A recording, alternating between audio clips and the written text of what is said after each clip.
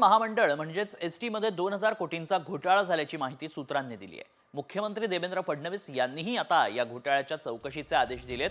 ST महामंडळानं 1310 buses भाडेतत्वावर घेण्याचा निर्णय घेतला होता। मात्र हा निर्णय सरकारला अंधारात ठेवून घेतल्याचं समोर आलंय। त्यामुळे हा निर्णय वादाच्या भोवऱ्यात सापडलाय। महामंडळानं कंत्राटदारावर खास मेहरबानी दाखवल्याचं बोललं जात आहे। त्यामुळे एसटीला 2000 कोटींचा आर्थिक फटका बसला असण्याची शक्यता सूत्रांनी वर्तवली आहे। मुख्यमंत्री फडणवीसांनीही या निर्णयाला स्थगिती दिली आहे। परिवहन विभागाच्या अप्पर सचिवांमार्फत चौकशीचे आदेश दिल्याची माहिती सूत्रांनी दिली आहे।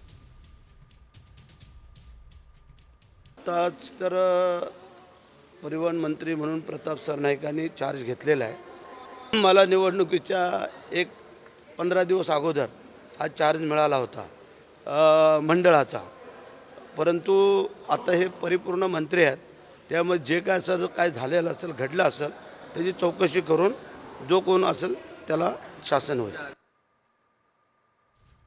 2022 मध्ये 44 रुपये प्रति किलोमीटर दरानं 500 गाड्या भाडेतत्वावर घेण्यात आल्या।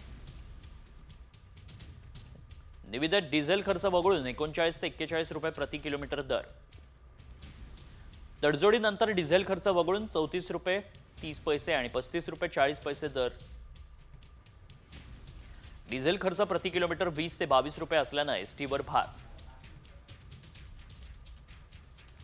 मागच्या निविदेच्या तुलनेत प्रति किलोमीटर 12 रुपये अधिक भार।